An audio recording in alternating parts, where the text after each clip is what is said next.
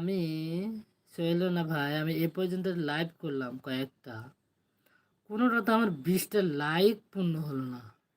কি কি আমি লাইভ করি কও? এই হচ্ছে তোমার পুরা কপাল বন।